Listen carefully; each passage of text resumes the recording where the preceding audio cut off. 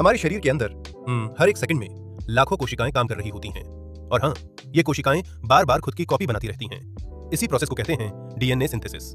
यही प्रोसेस हमें ग्रो करने में, चोट भरने में और जिंदा रहने में मदद करती है।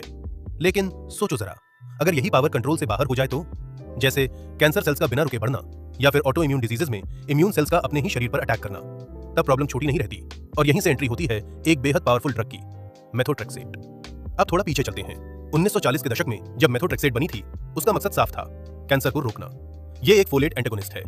अब सिंपल शब्दों में समझते हैं। फोलेट यानी विटामिन B9, और ये विटामिन डीएनए और आरएनए बनाने के लिए फ्यूल का काम करता है, यानी डीएनए बनाने का रॉ मटेरियल।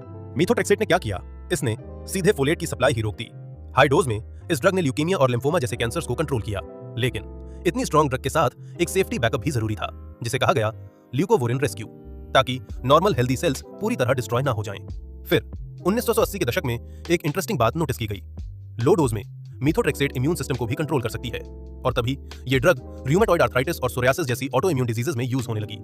अब ये सिर्फ कैंसर की दवा नहीं रही, अब ये बन चुकी थी एक डी-मार्ट।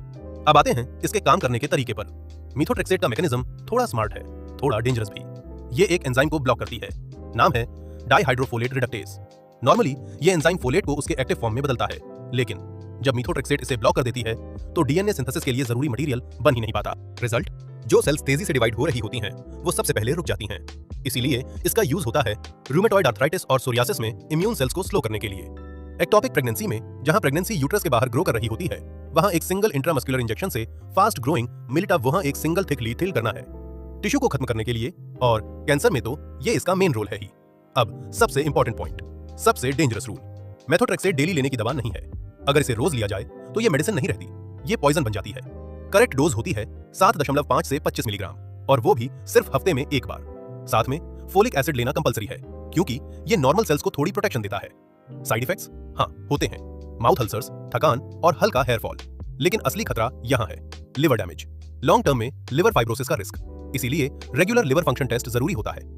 फेफड़े भी सेफ नहीं रहते, पल्मोनरी फाइब्रोसिस और बोन मैरो सप्रेशन, यानी खून बनने वाली फैक्ट्री पर अटैक। अब सबसे बड़ी warning, methotrexate pregnancy category X है। ये ड्रग टेरेटोजेनिक है, मतलब प्रेगनेंसी में स्ट्रिक्टली बैंड। ड्रग लेते समय प्रेगनेंसी प्लानिंग पूरी तरह अवॉइड करनी होती है। और एक आखिरी रूल, अल्कोहल नो, क्योंकि लिवर पहले ही रिस्क में होता है। मेथोट्रेक्सेट एक ऐसी ड्रग है जो डिजीज को सिम्टम से नहीं, डिजाइन लेवल पर रोकती है। लेकिन हर हफ्ते ली जाने वाली ये छोटी सी गोली अगर गलत तरीके से ली जाए तो चुपचाप लिवर और लंग्स को नुकसान पहुंचा सकती है। तो सवाल बस इतना है, क्या आपने आज अपनी फोलिक एसिड की गोली ली, या फिर आप मेथोट्रेक्सेट को पूरी ताकत से इग्नोर कर रहे हैं? क्योंकि ये ड्रग लाइफ सेविंग भी है और केयरलेस यूज में लाइफ थ्रेटनिंग भी।